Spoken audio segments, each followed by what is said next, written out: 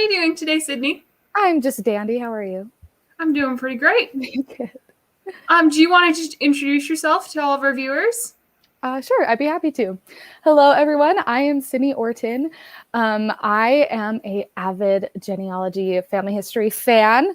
I'm 20 years old. I'm currently going to BYU and I'm studying advertising, which I love. Highly recommend checking that out if you are a potential college student. And I love this whole experiment, this whole initiative. I got to be one of the founding members back in May and be a part of like helping it get going, which was such a cool opportunity. This is just the best team ever. And I had to step away, for school and work.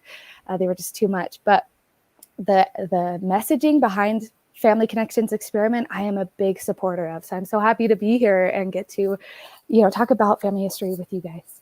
Yeah, well, let's get started. So what is your favorite family history tech? Okay, it's not directly like a family history thing. Like it's not a family history platform. That's okay, as long as it's in the right category. Yeah.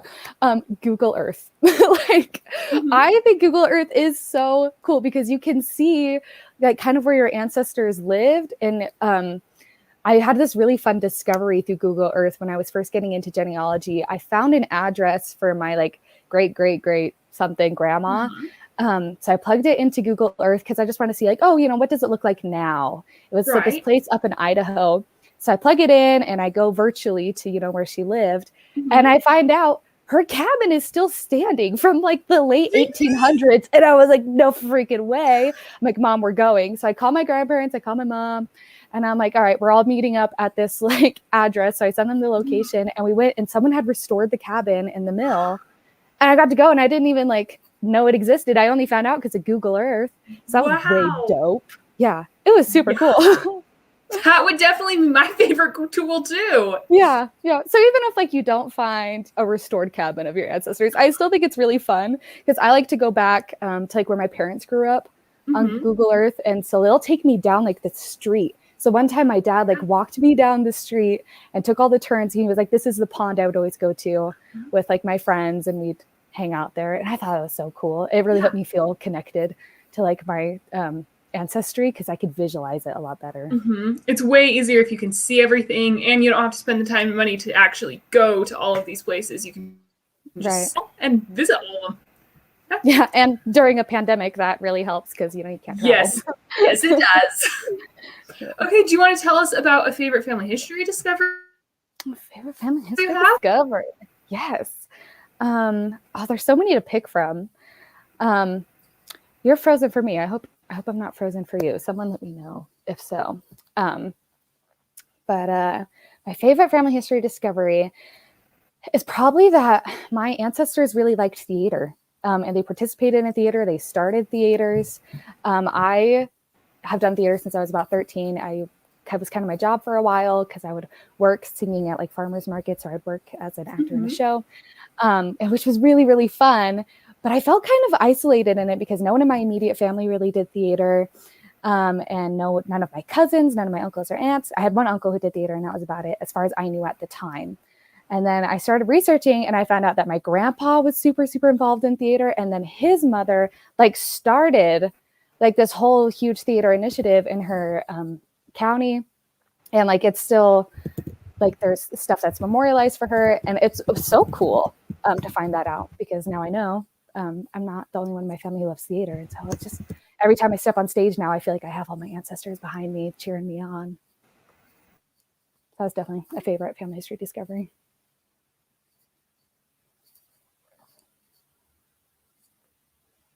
Hold on while she gets back. Oh, no. Okay, so let's go ahead and tell us about your experience with RootsTech because you've had some experience with RootsTech before, right? Yes. I went to RootsTech for the first time when I was 14. When you go that young, you have to have like someone to go with you. And my grandma just happened to be volunteering there because she worked with Family Search. So she was like my guardian or whatever. So I went to the conference. I felt so adulty. I was like, wow, I'm at this conference with all these adults learning all these cool things. I am an adult. Obviously, I was 14. But I just had the most fun time. It was so fun to be around other people who love family history and also going to family history conferences as a young person is so fun because everyone thinks you're like the bee's knees. They think you're the coolest person ever just because you're young. Like, I don't have to do anything cool to be cool there, you know? But everyone's like so supportive.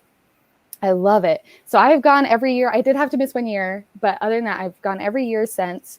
And then the last 3 years, I've gotten to be a media ambassador for RootsTech, which has been such a blast because it's allowed me to connect with other people. What I love the most about it is the energy of the conference, but just the passion everyone shares for it. I love being around passionate people. There's definitely like a very happy energy or spirit to it. And I'm sure that will be, I trust RootsTech to be able to convey that through the online medium this year. So I highly encourage anyone who's considering to sign up for RootsTech. But it's such a great time. I love learning everything there. I always come home with a list of like 60 things. I'm like, oh, I got to try this and this and this. And there's just not time in the day, but that's okay. That's a good problem to have. Yeah. If you have too many things you want to try, that is the problem you want to have. So that's really awesome.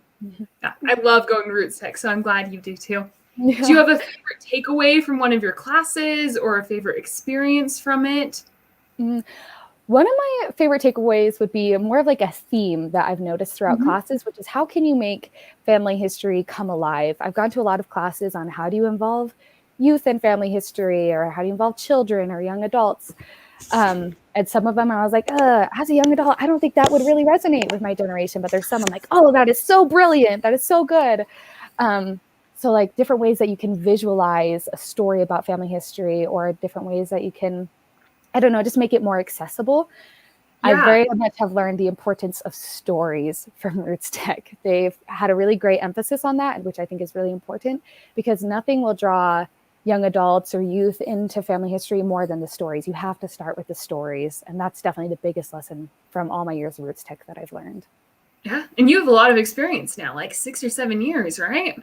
Well, let's see. I'm almost 21. I started when I was 11. So 10 years. 10 years? Yeah. That's crazy. Yeah. 10 years of family history. That's pretty good. Yeah. What is your favorite family history? Why? Because I know you have why. So what's your favorite why? Like why I do family history? Yeah. Ooh, that's a good question. Let me think. I'm trying to think of what I tell other people when I'm trying to get them to do family history, because I think that's a really good indicator. Yeah, that's usually a good connecting thing. Yeah. We were just talking about the stories a minute ago. Is it that? Part of it is the stories, but I think this is what I like to share with people the most. So this would be my biggest why, is especially these days, people can feel very isolated. And like even before the pandemic, like in general, there's rising rates of loneliness and depression and anxiety. And, you know, those are things that I have very much struggled with in my own life. And family history has really, really helped me get out of those. And I think the reason why is because when you look back at your family tree as you grow it, you start to realize how incredibly connected you are to everyone else around you. And it helps you feel a little bit less alone. When I guest speak at different conferences or Sunday school classes or whatever, like church events, I will bring my big family history chart with me and I'll show all the kids. I'm like, okay, it took thousands of people, meeting and falling in love and getting married and having children all at these certain times, just so that you could be here right now. Like if you ever feel like you're not meant to be here, you are, you know, like there are all these people behind you to make sure that you could be alive at this time. So take full advantage of that and, you know, see what you can learn from them and, you know, how you can further their legacy. So I think overall, my biggest why is just to realize how connected you are to others and that you really are supposed to be here. Yeah, that's a really good why. It is interesting thinking about how many people had to really get together to just have you. That's crazy. Like, what are the odds, the chances? Right. Because we all have so many people we fall in love with. So how is it that they all ended up mixing just right to end up with you? Yeah. And like, I know not all of them were in love because like arranged marriages were a thing. But like, isn't that so cool that just like a lot of people's love made you happen? That's so dope. I think it's really cool. It's amazing. Okay. Yeah. So we're doing RootsTech Connect at the end of the month, and what are you most excited about for it? I'm so excited for just all the speakers. which like, yeah, that is the conference. I'm really excited about the keynotes and the speakers, but I'm also really excited that it's online because like, I love the energy of the RootsTech conference, but I'm a busy college student. I'm working 2 jobs. Like I'll be able to just listen into RootsTech while I'm getting ready in the morning, like curling my hair. That's really cool. It's so accessible. But what I think will be so cool about the speakers is they're from all over. Because it's online, they've been able to bring in people from, all over the world to speak. And so I'm going to get to hear much broader perspectives, which I think is so cool. Yeah, that's really awesome. I'm excited that it's like globally, and I like all of the different people that we'll get to hear from as I like to experience all of the differences. For sure. Okay, so what is your advice to teens like me? Because I am currently 17. So what advice do you have to teens for family history? Family history? Okay. Don't put too much pressure on yourself. Like, I feel like when you're a young person and you establish yourself as someone who's interested in genealogy, then everyone expects you to be interested in it all the time. And sometimes you need a break. Like, at least I did. So don't put like too much pressure on yourself to do genealogy in a certain way. Like maybe when you first got started, you were looking at a lot of records, but maybe that doesn't interest you as much right now. And that's okay. You can focus maybe more on connecting with your cultural heritage. Which that could be really fun, or maybe bringing your family into it. Everything that you do family history related is okay. Also, and good. Yeah, it's not just okay, it's good. It's great. It's all family history. Exactly. And then also make sure you're like recording your own life. This generation doesn't really have much of an issue with that. Our whole life is recorded for everyone to see. But do it in a way that feels authentic to you. I have a lot of ways, and we'll get to this a little bit later when we talk about like 1 second every day, that I've found to like really solidify my own life. But I think preserving our own family history, which starts now, it starts with us, is just as important as searching out the old family history. Awesome. Okay. Who are your favorite teens or young adults that you follow that do family history? Do you have like a couple of favorites? Yes. There's this guy on Twitter. I don't know his full name, but his Twitter handle is like Daniel's Genealogy or something like that. I'll link it later in the comments. But I think he's from the UK. He is so passionate about family history. I think it is the coolest thing. It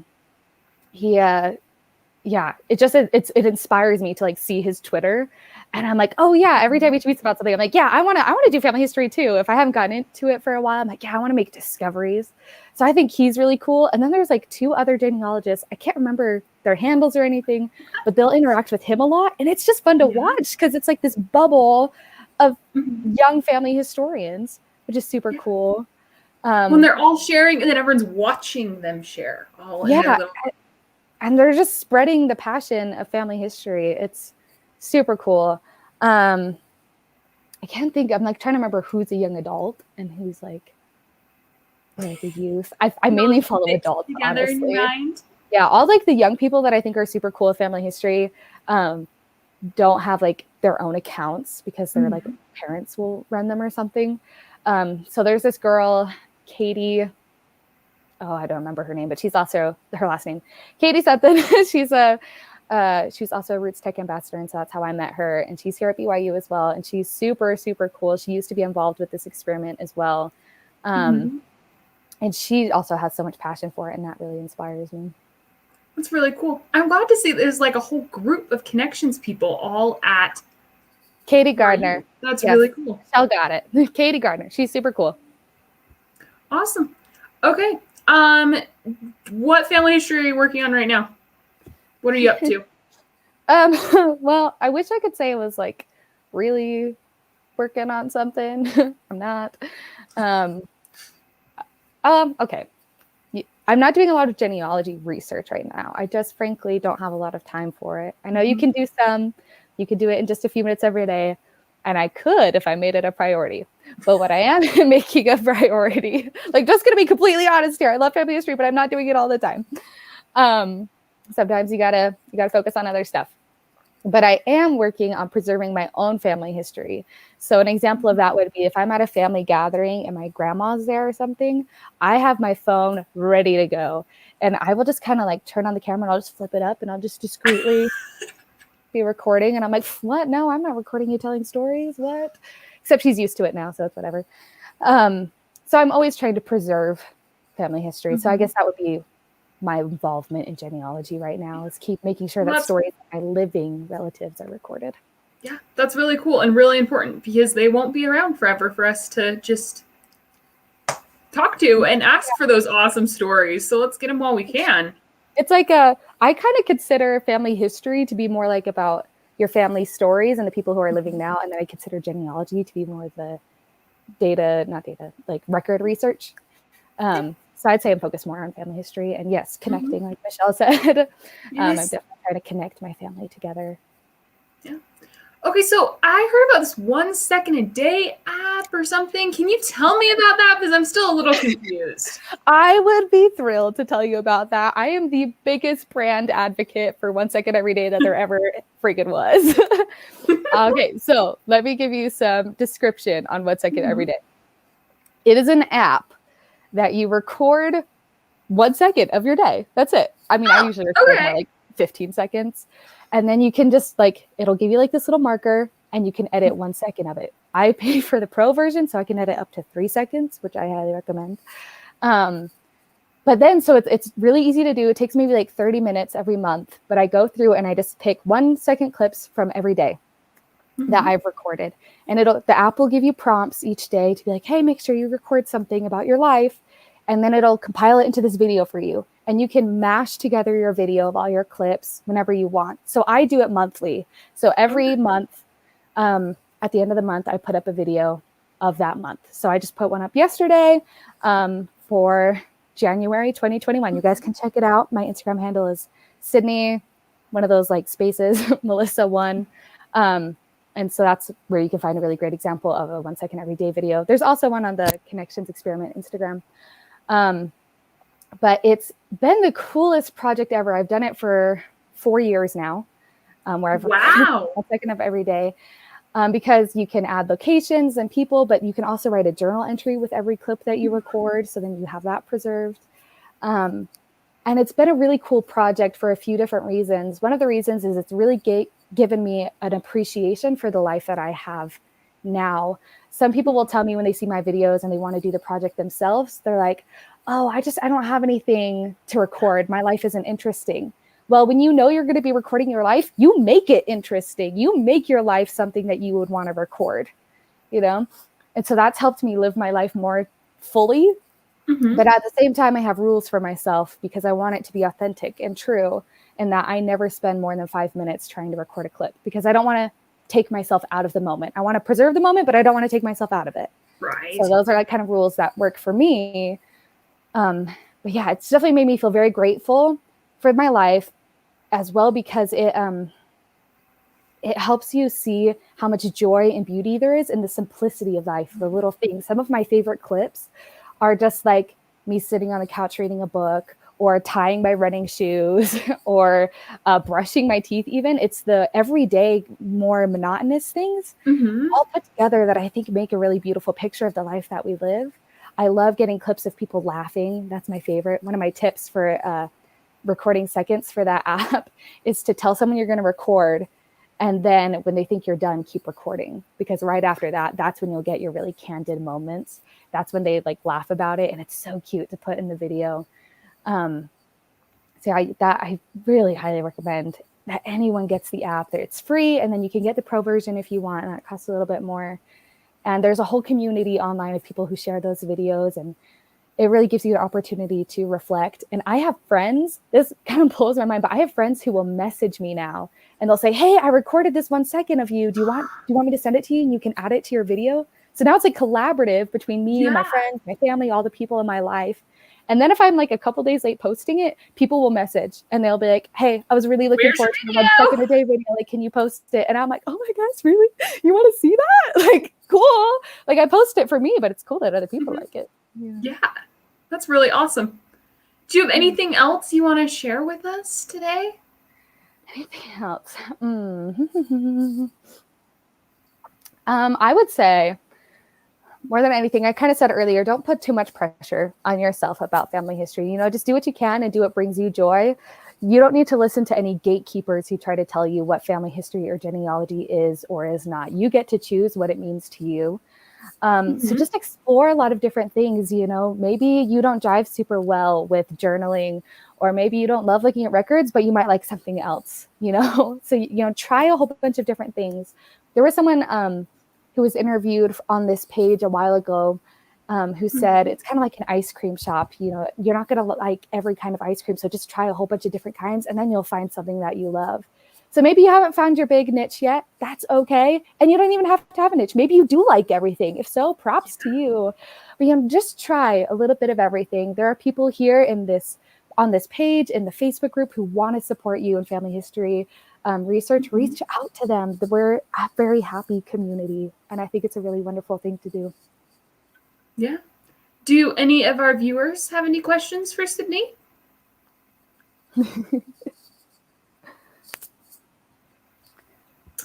Okay. So how do other teens get involved in RootsTech if they have an interest? Sydney, what do you think? Step 1, sign up. I feel like that's pretty self-explanatory, but I don't know if a lot of people know this. If you are a youth or a student, so even college students get this, you get a really good discount, like a really, really good discount on a pass. So don't let that be a holdup to you. Definitely sign up. And then something I had to do when I signed up was in years past is I had to recognize I wouldn't be able to go every day because I had school, I had classes that marked attendance, I couldn't miss. And so even if you can't make it for the full thing, maybe you can only catch a few classes. I still think it's worth it to sign up. So I would definitely recommend that they do that. And then I think when teens get involved in RootsTech, it also helps their families get involved because the families see that their teen or young adult is interested in it. And they're like, okay, I'll check it out. And it brings your family together, honestly. Yeah, it's really cool. And then this year it's RootsTech Connect. So how do you get involved with RootsTech Connect? I love social media. I love social media. That is a way to get involved in RootsTech Connect. If you are on Twitter or Instagram and you follow the hashtag RootsTech or RootsTech Connect, I think it's just RootsTech this year. If you follow that hashtag, you will get to interact with so many people all over doing genealogy. And that's how you find your people. That's how I met everyone who's involved in this family organization, like Olivia and Tara Lynn. I met them through social media, just following the RootsTech hashtag. Just do that. And then you can comment. Who cares if they're a stranger? No one cares if you're a stranger and you comment on their posts. Like everyone's just happy to make friends through social media. It's really cool to watch. Allison, I also would like you to be a RootsTech ambassador. I think that's dope. You should look into applying. And if you have questions about it, just reach out to me. Thank you, Rose. Oh my gosh, you're so nice. I'm very flattered.